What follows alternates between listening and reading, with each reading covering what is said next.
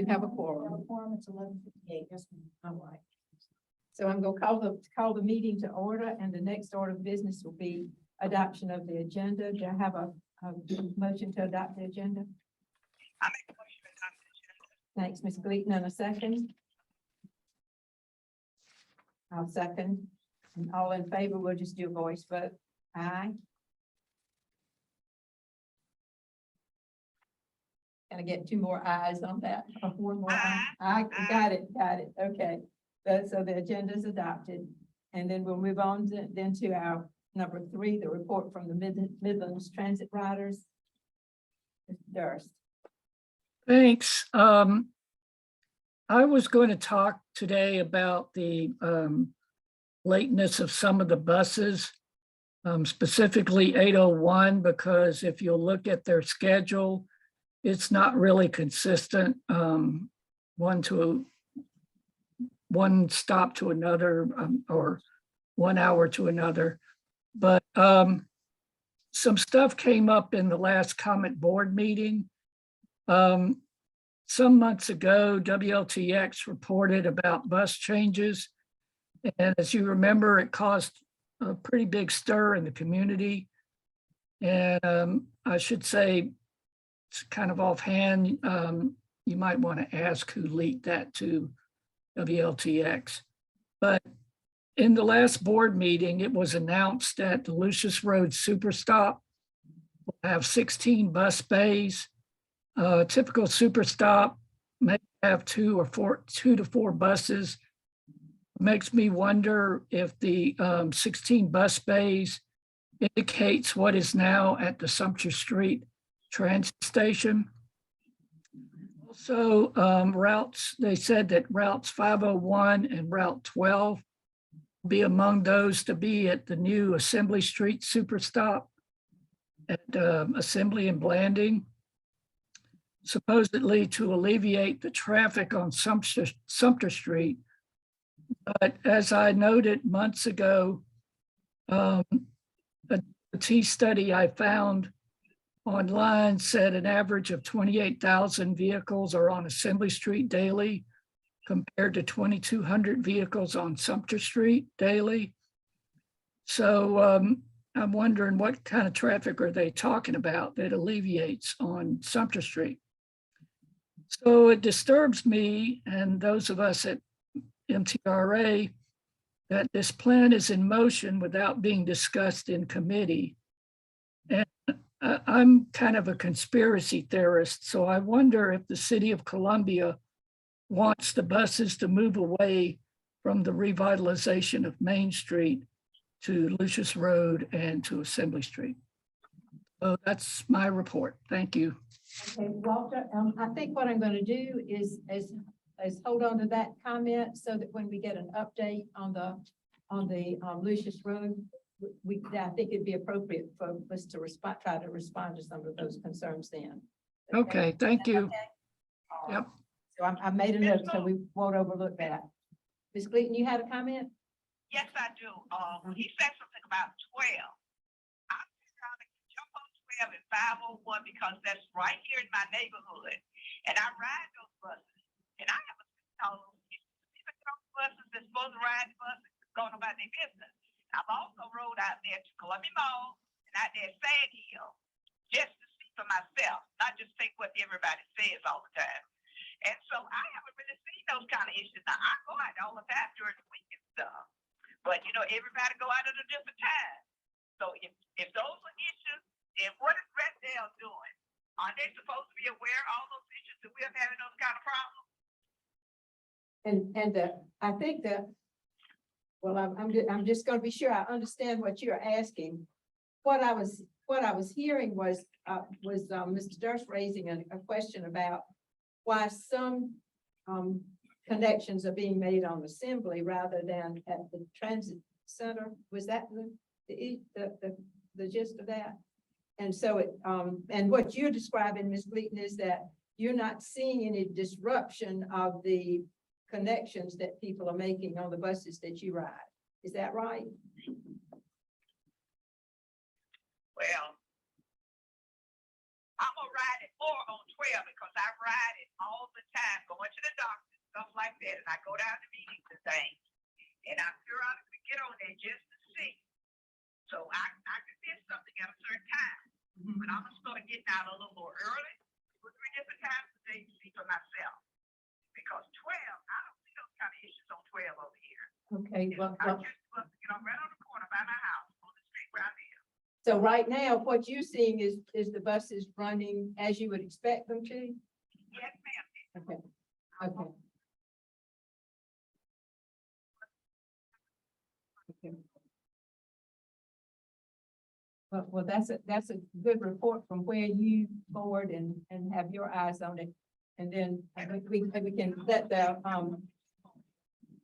rap dev folks speak to, or Jackie speak when we get to the service, the operations report. Speak to anything that you all are noticing or picking up in terms of Okay. any disruptions of place.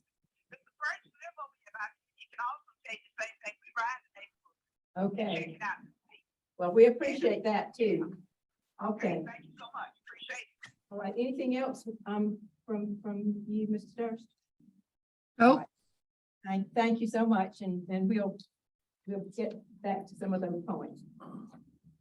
Number 4 is the adoption of the minutes from August 10th. Do I have a motion to approve the minutes?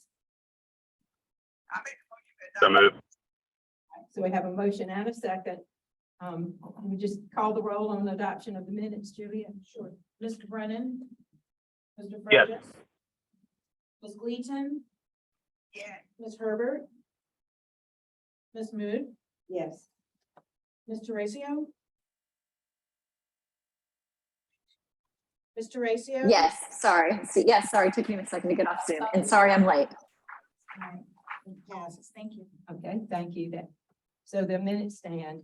And then we go to the old business, the fare free rides proposal.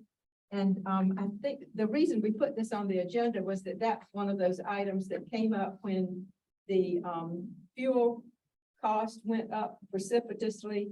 And people were, some of the board members were concerned about whether that might be a time when we would want to do a temporary fare free service. And by the time we got around to considering that in the committee, the prices had begun to slow back down, and the consensus was that we would just table that because it didn't seem to be an urgent need at the time. So we really have this on the agenda to sort of close that out, not leave that a pending item.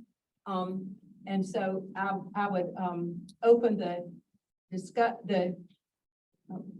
committee to a discussion of that, or for a motion that we act in one way or another to make a recommendation to the board to just reach closure on that board motion that was sent to the service committee. Anybody have anything they want to say about that original motion or discussion? No, ma'am, I would support withdrawing that from the service committee agenda. Okay, so I think the way we do that, Will, would be for us to make a motion to recommend to the board that we not initiate a fare free rides proposal at this time. Is that okay with you if the motion is that? That sounds like you just made the motion and I second it. Okay, all right, well, you made the motion and you made it and I'll second, okay. Any further discussion on that? All right, then I think we do need a roll call vote on that motion. Mr. Brennan? Yes. Mr. Burgess? Ms. Gleason? Yeah. Ms. Herbert? Madam Mood? Yes. Mr. Ratio? Yes, All right, so that passes, so the motion passes, and we'll make that recommendation to the board at its next meeting that we, that the service committee recommends that we not initiate a fare fee free proposal at this time. Thank you. Down to item 6A, the passenger amenities program. He's with us. Yes. Good afternoon. So reporting on August, AOS has completed one stop, number 1407. It was a bench. We also last week received a list of use of stop locations where these are existing stops where we intend to add buses and or benches and shelters. And we're starting, since last week, starting to work through those as far as design. And also, you'll note on our report, we've changed up the formatting just a little bit to try to provide more clarity. And that some of the items have a little star next to them, and those are just between reports. Those have been either shifted in the categories or have been added to the list. So that's just a note there, and that we'll plan to keep that going moving forward. Okay. Does anyone on the committee have any questions from Mr. McGee about his report or any items on it?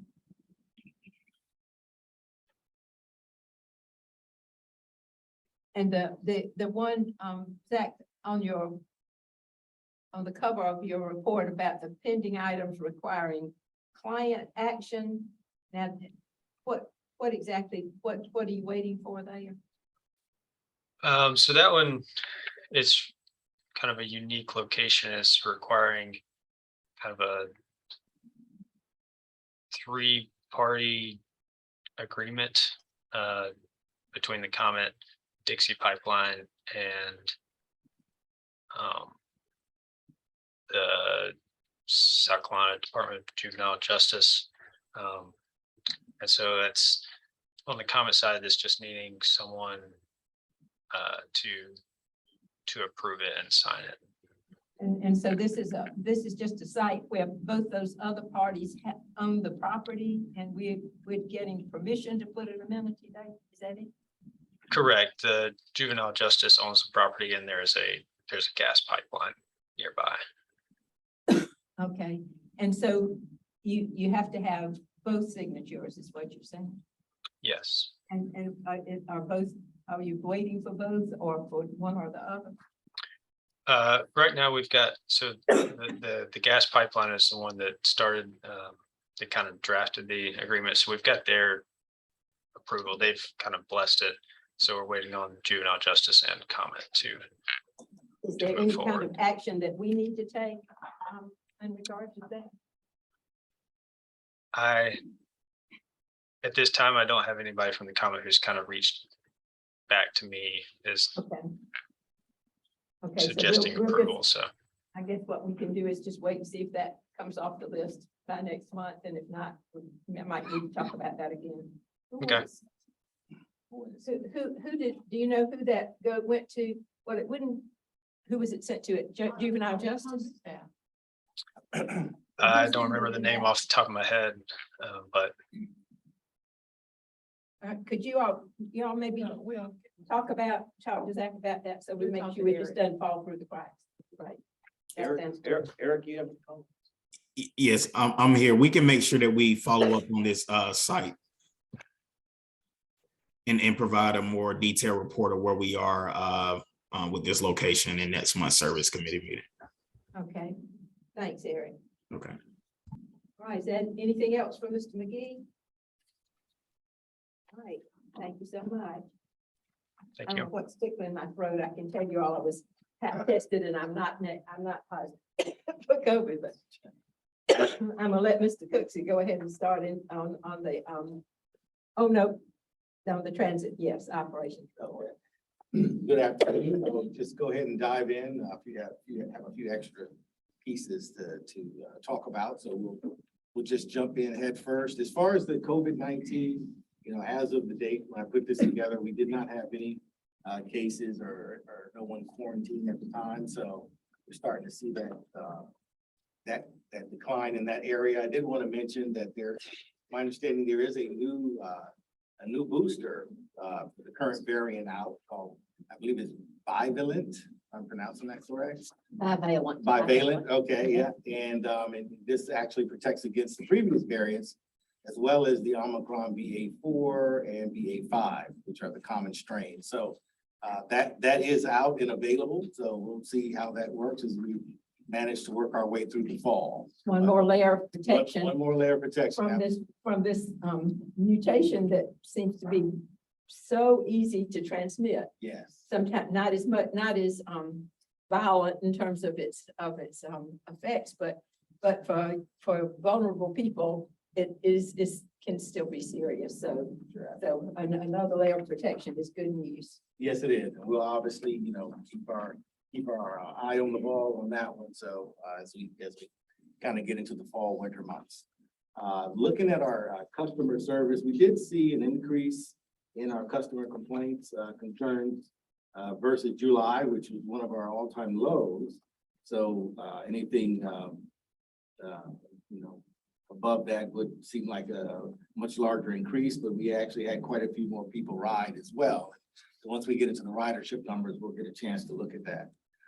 So we did have an increase in both our number of concerns and a slight increase, a little bit of an increase in our safety concerns as well. And we'll talk about some of the numbers as we get further down in that area. We did see a slight decrease in our reliability, decrease in a positive sense in reference to reliability versus our previous month. And I do want to say of all of the complaints that we did capture, concerns, 56% of those were not valid. So we're still trending above majority of the complaints that we do capture, because we capture everything and look at everything. At 56% of those are currently not valid. So I just wanted to mention that and also that our 4.12% of our complaints per our 10,000 riders is within our target goal here at for the comment. So we're still meeting that goal. Something that came up last, it's come up a few times here and there, but it came up last service committee meeting, and I want to do a little bit deeper look at it, and that is our condition of stop concerns. Because, sometimes we'll I may get an email, or Jackie or Leroy will get an email, or concern, hey, stop XYZ is in, needs attention and so forth and so on. So, what is the remedy to that? I mean, we're pretty, I think pretty ambitious on the 1,609 stops that are located throughout the system and working to get those cleaned up. But I wanted to first show, I went back to January and we pulled, and this is the data that we capture that's coming through customer service on just the number of complaints that we get in reference to stops versus the number of complaints. And then it kind of shows you the percentage of what that looks like, so it's not high there, but we all know when it comes to bus stops, it's more the perception than when the reality may show something different. So one of the things when I mentioned to Mr. Brennan in last month was coming up with an idea, a different way of attacking this issue, this perception issue. And that's using the technology that we have, trying to leverage that because we have a lot of eyes out there. And we have cameras everywhere. These buses are rolling billboards, basically. So what we did, working with IT, we have what we call you look at the one slide here that has a picture of, that if you were sitting in the driver's seat, if you look slightly to your left, you'll see what they call an MDT, which is a little box terminal there that's really like a GPS. It shows you your direction, where you need to go, but it also allows you to receive and send canned messages. So we created a canned message in the system. So if an operator is approaching a bus stop and sees the stop is in poor shape, there's trash everywhere, whatever the situation might be, what he or she can do at that time is send a notification at that time through the system to the dispatcher or what we call our operation control center person. And at that point, that will notify us to then notify, we have a couple of gentlemen on staff that in these, what I call emergency situations, that can go out and address those particular stops. So again, so what the operator would do, they would see it, they press the notification, it goes to dispatch. Dispatch sees it, and it's very easy for them because it'll say, stop needs attention message. I mean, that way you know it's specifically what it is. And the great thing about our system compared to some is on our bus stops, we have the actual bus stop number, the identifier of where that bus stop is located. You know, some systems don't have that. So what happens when the operator communicates with the control center person, because now they've been notified, they'll say, you know, stop number 1005. So we automatically know exactly where to go and take care of that issue. It's happening now to some extent, but we're not capturing it. This will allow us to capture it. It'll allow us to pull a report on how many of these stops, because these are stops that won't be coming through the customer service portal. Right.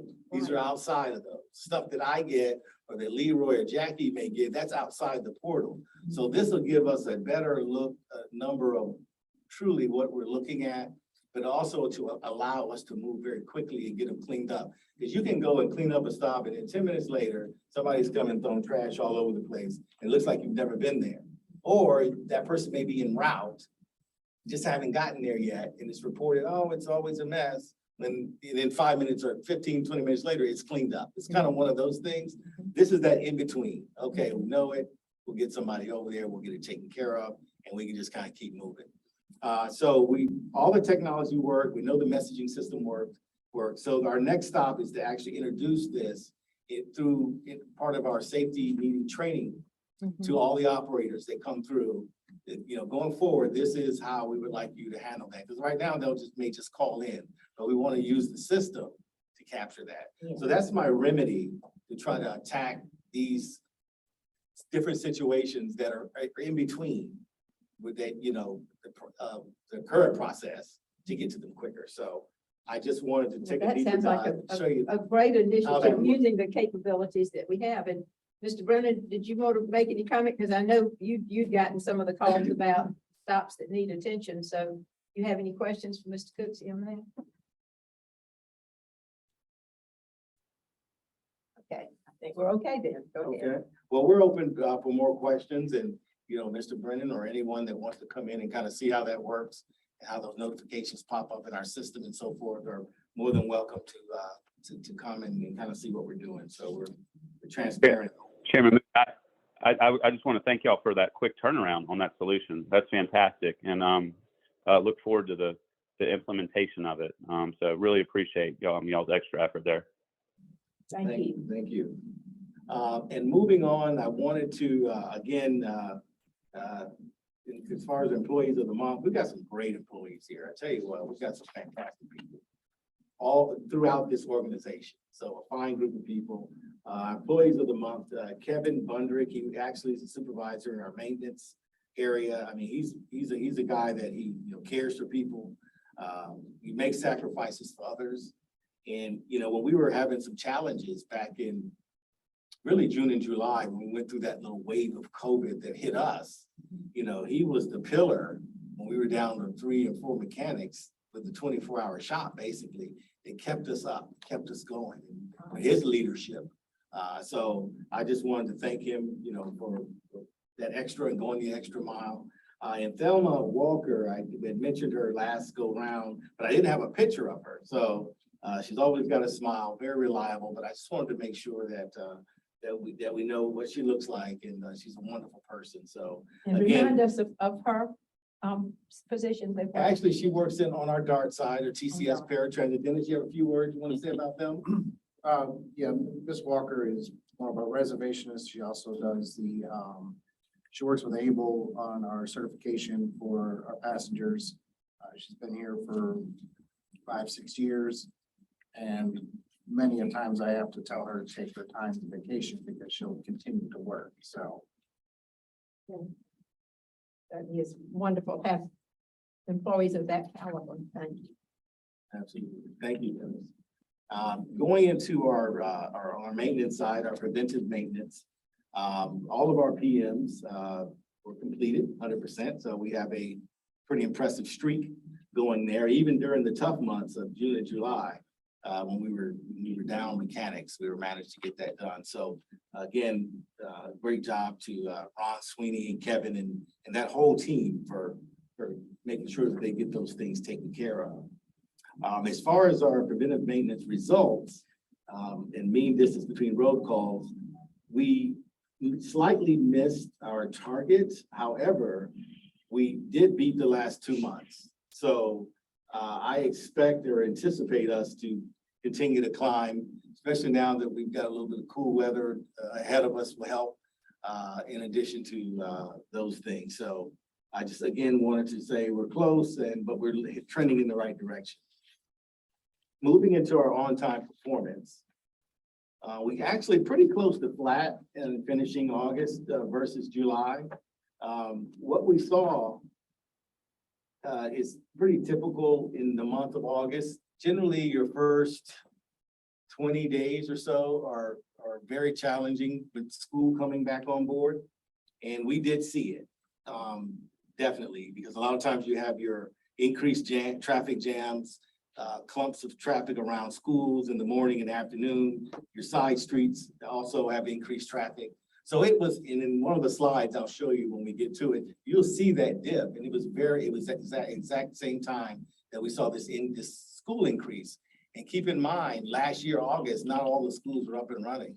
The amount of traffic that was out this go round eclipsed what was done last year. So we kind of felt that. We did manage to see a couple of days in the latter part of August, early September, where we did eclipse 80%. So we are still working on, it's still a work in progress. We just recently had a service change that started this past Sunday, where there were some tweaks made to some routes, and one of them was the 801. I know Walter had mentioned that earlier on. So, you know, we'll see how this shakes out on some of the adjustments and timing changes in that area. While you're on that, since that was the route that Mr. Durst brought up, would you just tell us a little bit more about the 801 changes? Well, what I can do is be prepared to talk on all the specific details of it. I do know as part of the on-time performance committee, they looked at the timing of the routes and from end to end and what they call the segments within those routes and made some adjustments for those to what was actually happening at the time. So therefore, we should see some improvement on the timing of being more on time, that particular route, and connections and so forth. All right, so when you do those kinds of changes within the route, then does that then requires us to redo the schedule for the route so that the changes you've made are reflected for the people who are trying to catch the bus? Yes. Yeah, and I believe there were. So how rapidly does that happen? How the changes, I mean, when people pick up a route brochure, that it tells them actually what time is. Yeah, so those, well, generally the, any changes, to back it up a little bit, will be made, it should be made quarterly going forward, each service change per the collective bargaining agreement contract. So you're not, even when you study those and make some changes within the route, those are implemented on a quarterly basis, so it's not like every week or so somebody's. Right, so you generally should see that at what we call every service change, and there's 3 a year per our union contract, and there's September, January, and then you have a service change that takes place in the summer, which is May. Okay. In most cases, you should be looking, so even now, we just made the service change, we should be looking at January. Once we get about 30 days of data, okay, what's working, what's not working. So you have time technically, as you make those changes, to communicate with our marketing department, who in turn will take a look at the whole marketing program on as far as the schedules and any changes or adjustments that need to be made there. So you can also notify the public if there's minor changes throughout, because there may be a minute or two adjustments that you have to account for, and the person would need to be prepared for. So, Walter, does that address the concern? Yeah, I just wanted to ask, when you do a tweak like that, does it reflect in the Transit app and the Move It app? Yes, Okay, it should reflect, yes. all right, thank you. So that would that help to take care of the problem that the rider would be having, Walter, that you're hearing about? I think so, because what I was looking at on the 801 schedule, it didn't come, it would come at different times. You mean to the same stop, it would arrive at different times? Yeah, on the timed, on the timed routes. I don't have the schedule in front of me, but it's like at 1 hour of the day, it comes to the Broad River St. Andrews at 40 minutes to the hour. Another time it's 32 minutes to the hour. Another time it's 26 minutes after the hour. So it's not consistent. That's what I was talking about. So Walter, those adjustments are made because of like peak hours. So we Okay. have to allow more time during peak hours because of traffic. So Okay, that's why you may see that in the schedule. okay. Yeah. I just don't see it in other schedules. That's why I was saying that. Well, that's one of the busiest routes. 801 is one of the busiest routes in the Route 101. So yeah, 801, 83, 84 in the Harbison, Broad River area. Those are the busiest routes because of the traffic. So we have to make adjustments during the peak hours. Okay, Right, so I hear what you're saying, Jackie, and help me because, you know, I don't live where I can access the buses to be able to ride enough to pick up on those differences. So if I'm a rider, and what are the implications of that for me? That I would know that if I'm going to catch that bus at a certain time of day, that schedule may be a little bit different because of the peak traffic for that Right. time. And that would be reflected On the public schedule. on the schedule. Mhm. Okay. Mhm. Okay. Ms. Moon, Yes, ma'am. all right, I have a question. Well, it's not a question. I have something to say as far as that. Okay. Those people have to consider the traffic area during that time of day. People are getting off of work, people are going to work. Right, So the bus is not gonna always be on time. We right, have to be very sensible a little bit on that. right. And I just think some people, they just get so upset because the bus may be running 5 or 10 minutes late. And I tell people all the time, be a little more patient. This is a service that they're giving us. And we need to appreciate it a little bit more. I just had to get that off my chest. I couldn't let that go any longer. All right, well, But I thank you. appreciate it. And what I was really trying to think of is that, if I'm a rider, then Right. that the bus arrives a little bit later because of traffic. I get that. What I don't want it to do is leave earlier than I expected to, because then I've missed my ride. That's. Mhm, Yeah, right. exactly. But I allow myself to be 15 minutes ahead of what time my bus is supposed to ride downtown. So I can always be there waiting on the bus, not the bus waiting on me. See what I'm saying? I do. That's I get me. it. Okay, good. All right, thank you. Yes, ma'am. All right, anything else we need to, that kind of take care of that 801 question? All right, so you can go ahead. Okay, yes, and we do see a slight increase in our DART on-time performance, so great job to the DART team. I included in this particular packet a 7-day rolling average slide. It just kind of gives you an idea of weekly, kind of your peaks and valleys of where we are, and you see that big dip and that's what I was speaking about, what the challenge we came up against with the increased traffic The school start. in the school start. I read an article and it compared it. It was in reference to Charleston in Aiken, South Carolina. Is that in Charleston being compatible? Is that there was an increase of 15 to 25% increase in traffic during this period, and we're kind of comparing Charleston to Columbia. It's going to probably be very similar. So that's really what we were up against, the early part of the month. I expect that to still, to kind of really play out through August and then September. Then things will pretty much get back to normal. And, as far as traffic patterns, people out and things of that nature. So I added this just so you can see where, that dip, and then, of course, us attempting to bounce back up from that slide. Also included, one of the questions you asked, Ms. Mood, was, looking at our on-time performance, how close were we to hitting 85? What does that window look like? I included the slide in here to show we're really about 2 minutes outside of the window. There was a time where we were much further out, maybe 10 minutes outside of the window. So what we've done is just really narrow that gap, meaning we're getting closer, we're chipping away.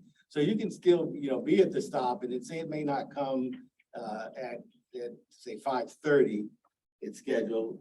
It might be 5:32.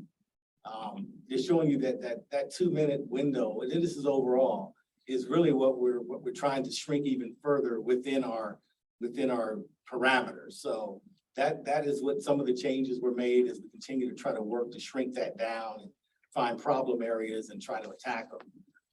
So I just wanted to show you That that. visual is very helpful. Yes, Yeah. thank you. Yes, ma'am. And then I added, just included the last on-time performance slide, just to kind of show you the bar of where we were. And of course, we never want to go back to where we are, and then hopefully where we're going. So as we keep grinding away in that area. Okay, any questions for Mr. Cooksey on the on-time performance? Any other questions on that? All right, moving on to our all aboard slide, just looking at our ridership of 2022 versus 2021. So we have a 10.8% increase versus last year. So that's always good to see that number eclipse last year. And then I'll point out a few other things when we get further down into the ridership slides. The next slide, I actually need to make an adjustment to this one because it looks like we transposed and pulled some numbers over. It didn't come up incorrectly. So I have to adjust this one. But our August, we had 150,627 versus July of 118,533. That's what this should be showing, which is a 27.07% increase versus last month, right? So I'll update this particular slide. And where you can see that is on our average daily ridership slide, which actually gives you the year, the monthly, and the average daily. And you can see that, we're at 150 compared to 118 the previous month. Actually, the 150 is our largest ridership month. Of course, school is started back. And that has also helped with those particular numbers. And again, the last 3 months, if you look at June, July, and August of 22 versus 21, we're up over each month. So every month we're again eclipsing what we did last year. So again, not what we were a couple of years ago, but we got to keep moving the right direction. And of course that shows that. And you can see that big number and it kind of equates back to what I was saying. We have a larger ridership number. It just kind of equates to there's just a lot more people out, and including, I know we added the university into it, but there's a lot of, I think it was a huge freshman class. There's a lot of traffic in and around that area as well. Just an influx of things going on. So just wanted to mention that. And I actually added in some UFSC ridership. Fall service began August 18. So pretty strong numbers, for the month, as you can see. So as we continue to be successful out in that area. If we're talking about our DART ridership, requested trips basically were flat, 22 to 21 for the most part. Our overall cancellations were down 42%, comparatively speaking. And then, our on-time performance we're above our target of 90%. Still down over the previous year. Dennis, you have anything else you want to add in reference to what you've seen or what's going on with DART? One of the major things, obviously, one of my focuses has always been that cancellation rate, trying to get that down. We have a lot invested into that. We also have a new software program that's gonna help us mitigate some of that. And the other notable thing that we're noticing now is we're getting anywhere from 15 to 20 new approved applications every day. So on our next slide, I'll be able to show you our approved ridership. We have over, I believe, over 6,000 approved passengers for the service, which is a significant increase from where we've been. Well, thank you for that update, Dennis. And as we move into our safety side, we had much better numbers overall. I know we were slightly up in reference to our concerns, but the numbers themselves, as far as accidents and incidents, were down considerably over August. We're trying some new things. Actually, currently working with our regional vice president and our safety regional safety manager on working on some new plans as far as how to continue to drive that number down. I'm really excited about, we're currently in the process of installing a driver management system called Drive Cam. We currently have a system in place called Smart Drive. So we're in the process of upgrading that to Drive Cam. And I've had a chance to experience that in the past. It's phenomenal. It's managed well. It'll help us further become safer. And it's a great tool, a great coaching opportunity, a great tool for the operators. And so I am very excited that we're getting Drive Cam here. So that's a big win for the common and for us with that particular program. As far as human resources, we're currently at 121 drivers as of today. When I put this together, the numbers may fluctuate because, we do a pretty good job. Like right now, and she would be upset if I didn't mention it, and then I'll be closing shortly thereafter. We currently have, one of the big things is very important for us is engagement with the operators and the staff that we have here. So currently we have Spirit Week going on, right? And Spirit Week is Monday through Friday. So like Monday was perfect attendance. So the data was pulled for all those employees that have had perfect attendance, and those winners get a gift card. Our Tuesday was Twin Day. So if you were able to dress up identical to somebody, then the best of who dressed identical, they get a gift card and a prize.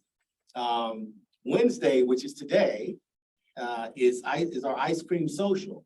So we've got 3 flavors of ice cream with all kinds of sprinkles, and it's open to everyone. And so today is ice cream social day. So it's always joy when you got butter pecan ice cream, my favorite. I happen to have my favorite down there, so I'm happy about that. Thursday is best dressed. So we'll take whoever's best dressed in their uniform, everything all creased up and looking good. We'll make sure we reward them. And then we're gonna close it out with a fish fry. And this is also not just RATP Dev, this is the comment participating and helping, chipping in. This is TCS, and this is the whole organization is all part of all this fun stuff. And we have giveaways and all kinds of good things like that. So those are some of the things that we continue to do to engage our employees, to show them we care. And I just wanted to make sure I make mention of that. So that's pretty exciting stuff. And to close out, so we made we hit our goal as far as our paratransit TCS. Great job. Haven't hit it yet for the on-time performance fixed route. And of course, we spoke through that, but improvement over what previously had been happening. We're close on our mean distance between road calls. We finally had our better month versus the last 2. We are within our target range for our customer complaints and for our preventable accidents. And that concludes my report. I'm open for any questions. All right, thanks. Any questions for Mr. Cook? Okay. So our next is the ridership analysis. Eric. Yeah, so there is a slight lag in the ridership report. What you can see is the June report in the packet, but in next month's report, we will show June, July, and August, so we can see more of a 3-month trend, and almost echoing exactly what Mr. Cutsey was just reporting on. But we'll be able to see just kind of more of a deeper analysis of where we are and trying to figure out what we need to do in order to get where we're trying to go.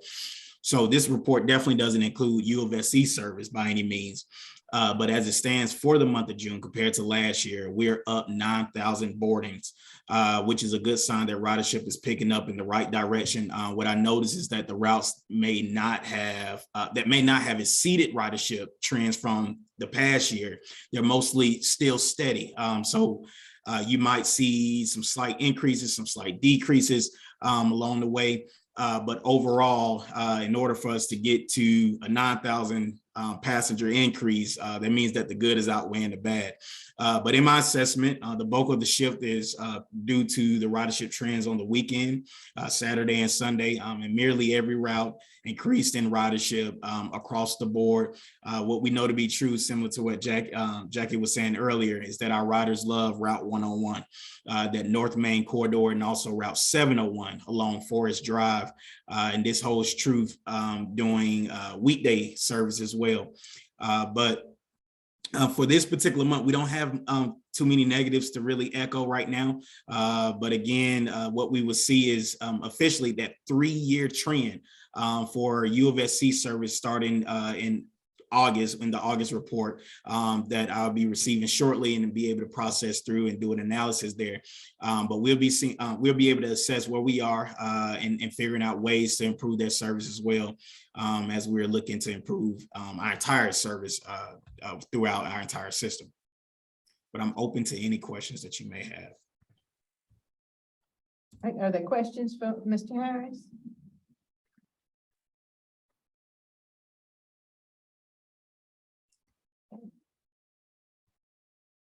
Okay, if not, then thank you so much. And we'll go to the Lucius Road and super stop update. Absolutely. So in the board packet, not the committee packet, in the board packet, what will be included is a copy of the proposed plans for where the buses will post, and some of the routings that you will see as well for the plans for the Lucius and River change. But as of right now, we are 65% complete with the project in terms of just the overall project, but we are 55% financially complete with the project. But we're trying to find a balance between both evils right now because we are battling with time. We've run into some issues with having engineering dirt. So right now we were previously working with unsuitable soil, but they were able to relocate that soil. But now we need to figure out how to get it off the site. So that's something that we're working through now. We shouldn't be too far behind schedule, but the original scheduled date for completion was September, which is this month. So we're looking closer to October, towards somewhere in October, hopefully not early November, but we have more of a dynamic timeline right now in terms of the next month or two. So, but again, we are still working through the plans. We have the plans. I want to make sure that we're transparent in presenting that information. As we try to kind of finalize that thing, we want to make sure we welcome in as much feedback as possible to make the proper adjustments. But to your question, Walter, what we're doing is we are relocating bus routes from not Lucius and River, but Comet Central. That is the truth. That was brought up in the previous board meeting. But the reason why we are doing that is we did receive some insight from the City of Columbia. We had a series of different complaints in different areas. And so we wanted to figure out a way to make sure that we can mitigate some of those concerns. And that's when we built Lucius and River. So it was imperative that we relocated some of those routes and spread them out throughout the service system. And now our job is, again, to minimize the effects of any changes that we may propose to the general public. So what I'm hearing you say, Eric, is that the specific plans for those route relocations and what will be in the board packet, not this month, but the next, or this month. It'll be this month. So, okay, so at the next board meeting, we'll be able to see a picture of that, okay. Okay. All right, so you know what, my question is always, when are we gonna get the trees back? Say that again, one more time. I said that, my question is always, when are we gonna get some trees back out there? Oh, absolutely. I do know it was mentioned in conversation with Victor to figure out ways to add some greenway to the project. And I know trees is really imperative. So we did try to figure out ways that we can pull money out of the budget. And we're still working through it. All right, and it's, I mean, there's some things that are important in that, both in terms of actually having ones, but the selections of what kind, because you want to create shade, and then the planting and care, because I know that when you plant urban trees, you've got to do it so that roots don't come back up to the surface and mess up your pavement. But there are ways to do that. But I know that may require some consulting expertise to make sure that we don't just buy things and plant either that don't thrive or that create problems. So I'm sensitive to that. And Ms. Mood, I think that even if we cannot add it into the scope of this agreement right now that we have with Cherokee, who's doing the construction on the site, there may be some grant opportunities where we can go in after the construction period is over and be able to plant some trees throughout the area. All right, well, I'd be supportive to that because I want it done, but I want it done well. Absolutely. Not say, well, what can we do with the scraps that are left over from the project? Yeah, okay. All right. Any other questions for Eric about Lucius Road? We'll look forward to that material in the board packet. All right, on to the soda cap then. Pam, you and Eric gonna handle this. Yep. Okay. All right. So I know we've been working really, really hard on this project, and when I say we, I'm speaking on the comment team as a whole. And this is something that Blake Gibbons, I want to definitely give all credit that I can possibly give to him. He came in as an intern, and this is one of the projects that he took on as his baby, to be able to restructure some of those routes. And I've been able to review those, and I want to definitely give him the opportunity to present those findings. And also, Pam, thank you so much for your hard work as well. We have spoken to many stakeholders throughout this process. And now it's a matter of trying to finalize this plan and figuring out, again, that path forward for implementation. But Blake, feel free to take it away. Of course, yeah. So in your board packet, you will find a presentation with some of the proposals that we are outlining with the modification of Route 1, which we are now referring to as Soda Cap Connector westbound, as well as the return of Route 2, which will now be Soda Cap Connector eastbound. So as you can see on Route 1, it's a very similar route to the one that's currently existing, with the modification of the removal of 3 or 4 stops from Lady Street. This was due to the fact that I looked at automatic passenger counters, which is the data that shows how many passengers get on and off each stop. The stops on Lady Street were very minimal. There were no passengers that boarded on that area. So we took those stops out, which allowed us to increase frequency on this route by a few minutes. So Route 1 will be, instead of 30 minutes, I think it's now 22 minutes or so. So it's sped up a little bit. The other change in Route 1 is just the time frame. So what we're proposing is Sunday through Wednesday, 9 a.m. to 6 p.m. and Thursday through Saturday, 9 a.m. to 8 p.m. Moving along to Route 2, which is our eastbound. It is it's similar to the one that was already, Route 2 was already there, except for the change. We're not going down Blanding Street anymore. or not Wet Landing, but down Barnwell. As you know, Barnwell is not much activity going down Barnwell, not much on that corridor. So we shifted that over to Pickens Street, which allows us to reach some new destinations. There's some offices on Pickens Street, as well as the most exciting change. We're now allowed to, we can now reach Hampton Preston, some of our historic house and garden districts over there. So the proposed change with this route is Sunday through Wednesday, 9 a.m. to 6 p.m. and Thursday through Saturday, 9 a.m. to 12 a.m. So on the next slide, as you can see both of them together, it was previously interlined before COVID with, the bus would travel on Route 1, which would turn to Route 2. So they will be interlined back again, and this just allows for us to have later service on Route 2 and maintain the frequency of 30 minutes for both routes. But according to the public, they're not going to see as Route 1, Route 2. That can be very convoluted. So we're just going to market this as simple as possible and just say eastbound, westbound. Try to make this as simple for the rider to do as possible. On the next slide, you'll see Route 4, which is the Orbit. There has been no change there. Orbit's actually performing pretty well for the for the time being. All the stops are doing pretty good. Overall passenger count for the overall route is good.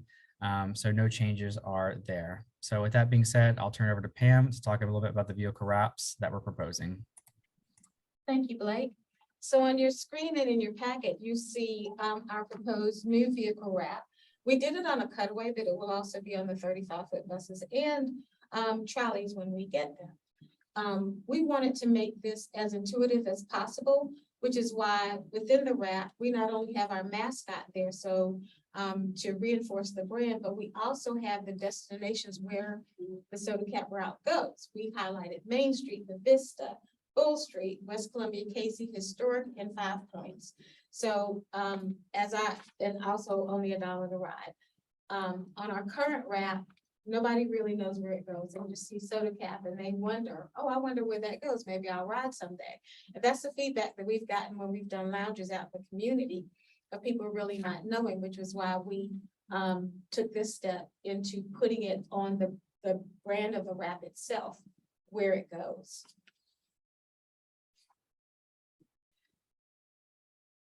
We also worked on destination-focused stops on the westbound and eastbound routes.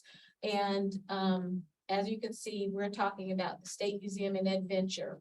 When the Soda Cap goes into the Vista, when it hits Experience Columbia, or the Coger Center, or the State House, or the Museum of Art.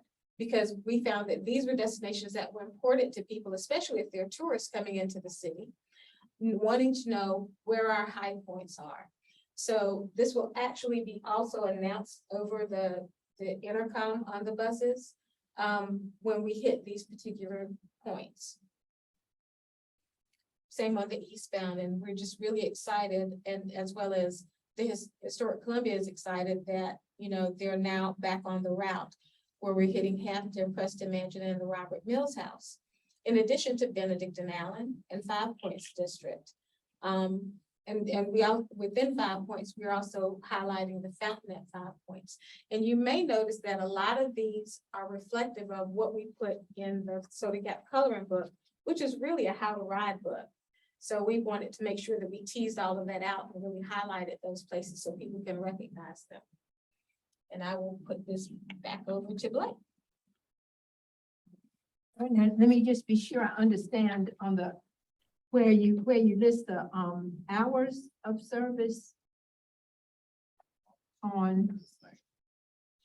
I'm looking now, I'm going all the way back to the Route 1 West and the Route 2 East. So get me straight on the hours of get me straight on the hours of service, because that it looks like the east runs a lot later than the west. And I don't really understand how that can be. How does that work? Yeah, I can speak on that. So, 5 Points has historically been the nightlife district for a lot of the college students, a lot of the activity, but also has some daytime service as well. One of the reasons that we do have later service is for Benedict and Allen. Benedict and Allen actually are, I think, they're always the top 3, top 2 for blue bike usage, which indicates Benedict and Allen students have a strong need to want to go to 5 Points. They want to feel more connected. These are actually conversations I've had within student government as well. We've met with the student government leaders from both Benedict and Allen, and there is this disconnect. A lot of the students there, they want to mingle with UFSC students. They want to mingle with other students from other colleges, but they feel disconnected. So we're fortunate that Blue Bike is an opportunity for them to be connected with 5 Points in the Columbia community, but that connection is needed, which is why we have the later hours on Route 2. Additionally, we do have the restaurant and nightlife in the Vista, but things start slowing around 8 o'clock, 9 o'clock. Restaurants are, closing a little early. But within the 5 Points district, there's a little more nightlife going on there.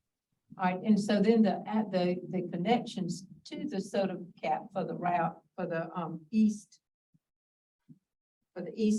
loop that goes later at night, there's still a connections on regular routes that reach a broader area. I'm thinking about, for example, across the river, that those routes would run later so that you could get a regular route bus into catch this soda cap. Is that right? Yeah, so we do have our connections. You can get a transfer from any of the soda cap buses to fixed route buses. We also have our mobility programs with Lyft that you can use. We also have the program with Blue Bike. So there's all different kinds of multi-mobility transfer opportunities. So it just depends on each individual situation for each person. Okay, I think I understand now. Anybody else have questions? Yes, I do. Yes. In reference to, as what Lil was just talking about, the hours on the west route. Mhm. Are y'all going to do anything special when there's a game like at CLA where you'll pick up later on at that time, extend it till 10 o'clock or so when Carolina basketball is playing and that kind of stuff? While we haven't had these conversations, currently we would be open to that, and that is something that we could partner through. This plan, think of it right now, this is a draft awaiting the approval from the service committee. So that is something that we would be open to discuss. Okay. So some of the possibilities there would be not only the soda cap route and the regular fixed routes, but also the university routes. Would that not be true? Yes, that is correct. And Correct. and That's Blake correct. was what I was just going to say. Blake was absolute in his assessment. We don't have any limitations in terms of how we can adjust given hours if there is a game day and special accommodations and things of that nature. We do it all the time, especially when we start to look at some routes like they may have this influx of ridership, like when we were talking about 801 earlier, and routes like 101, if we need to add an additional bus. Of course, we want to be slow to speak right now on that end, but in general, we do have some flexibility to accommodate different services. But for the soda cap routes, those, what Walter's mentioning is probably not going to be a modification of the soda cap route. It may be increased frequency on other routes that serve that portion of the city. Absolutely. Okay. Does that make sense, Walter? Right, and that's an excellent question. That's one of the reasons why we did leave the routing down on Lincoln Street. The ridership there, it's kind of low for the convention center, but when we do these special events, that's when it ticks up. So it didn't make sense to remove it just for the sake of speeding up the route by a few minutes when these are these events do bring an influx of passengers that would be accommodating for the route. I recently saw an article about it's most efficient to give bus service to big games. You got a lot of people congregating in one area, so we could easily do what you're talking about, and we'd be open to do that. But if there's no other questions, I will dive into the brand focus stop, something that we're proposing. As you know, you've got obviously a stop on the field. It's got the transit stop signage, and it's got the route number and the route signage. But a lot of our stops downtown have more than one route that goes to it. Maybe have a trash can amenity, maybe an info post. And they start to get a little cluttered. They start to get a little lopsided, kind of heavy. And for a new rider or someone who is approaching transit, this is overwhelming. You've got so many different things going on, so many different numbers, so many different things to look at. So we really want to consolidate the stop sign down and make it as simple as possible. Additionally, currently with the soda cap routes, you know, if they do stop at a regular Comet stop that has other routes, so in this case, this is the stop directly in front of the Horseshoe, you've got 91 up there, but Orbit 4 is all the way down below soda cap. So if we keep telling our riders, you know, all the routes are on the sign blade to the right of the Comet transit stop sign, they might not see Orbit 4, they might not see it listed there, since it's just a tiny little, you know, route indication below the soda cap. So what we're proposing is putting Route 4 and the other routes where they may be up on the sign blade with the rest of the route. So all of your routes will be in one place, so you know what routes go that stop easily. Additionally, it might be confusing because we have so many brands nowadays. You know, we've got Fixed Route, we've got Soda Cap, we've got U of SC Transit, all of these different brands. So in addition to having the actual route number on the blade, we'll have the logo next to it. So in this case, you can see Orbit 4, and then next to it, we see Soda Cap Connector. You can see below we have 20 for U of SC. This stop is not a U of SC transit stop, but this is for just demonstration's sake. That is something that we could propose as well. Just, you know, like, hey, like Route 20, this is a U of SC transit route. I need to have my Carolina card. Or hey, this is Route 4. This is a soda cap route. I need to have my $1 ready to ride. Or this is 91. You have my $2. You know, it's easily which brand comes to that stop and when they get there. Additionally, with the info post down below, for soda cap routes, we have the traditional info post. It looks just like any other transit map with the schedule, but this isn't that engaging. That isn't this intuitive for passengers who are choice riders who are new to transit. So the proposal is to make it fun, make it festive. You know, put pop on there, put some graphics on there, put a QR code to the transit app tool of our website to make it just really simple for people to use. We've got this Realty here, 11 by 17. Info post that we can do a lot with. You know, right now it's just the map and it's just the schedule, but we can add so much more to it. And that's what we're proposing. Make it fun, make it festive, but also make it intuitive and not overwhelming for the rider. Okay. Any questions for Blake on that one? Do we have any Well, that's questions? good. On that soda cap bus, Yes. I ride it a lot of times when I'm downtown and I see the different ones so I can learn where they go at.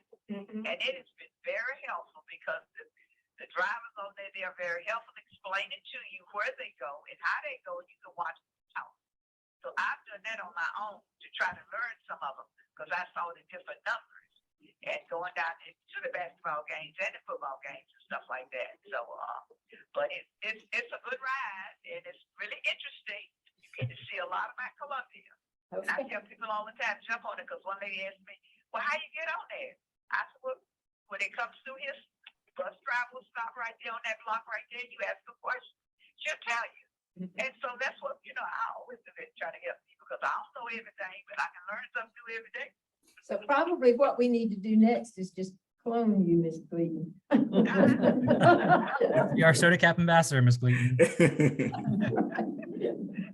Okay, thank you. All right, so now really you need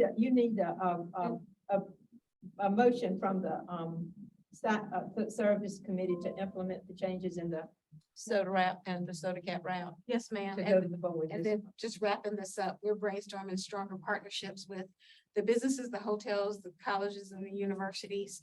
And, you know, one of the things that we're doing with that are the events that we talked about, they're the soda cap events.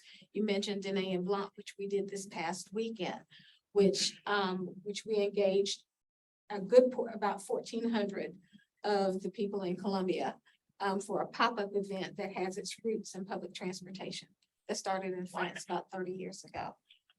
So that was brand new to me. I saw them on the news, but I didn't have any idea what I was looking at. Thank you, Ms. Pam. All right, so what I need now is a motion for a recommendation to the board that they adopt the changes in the soda cap routes and the signage. Does that cover it? Okay, all right, so do I have a motion? Changes. That's how you said it, Ms. Book? In the soda cap routes and signage. In the soda cap route and sign. All right. Okay, that cover it? All right. So have a motion, is there a second? Now second, okay. And, all right, so we're ready for a vote on that, Juliet? Yes, ma'am. Mr. Brennan? Mr. Burgess? Ms. Gleason? Yes. Ms. Herbert, Smooth, Yes. Mr. Ratio. So. And present voting, we have, passes it. Passes, all right. All right, so we'll put that on the, board agenda for next time. So really, the two things we've done today that will go forward to the board agenda is the motion about the, fare-free service and the motion, for the soda cap. All right. All right. So, thank you so much for that, and thank you for all the work that went into it. That's good. Thank you for you and Mr. Burgess's contributions as well as Walter's. That helped us get a lot of this done and really wrap our brains around what it needed to look like. So we appreciate your input as well. All right, so that takes us to number 7 on the COVID subcommittee update. Do we have anything to add there beyond what we've talked about earlier in the operations report? No, I don't have anything to add. And Leroy, nothing from you to add? Okay, no changes, Pam, in terms of we're still operating on the same schedule. Still operating on the same schedule for now. All right, so same as now. Then that takes us to number 8. I need a motion to adjourn. I'll make a motion to adjourn. And a second, I second that motion, and we can take a voice vote on that. Aye. Aye. All right, thank you so much.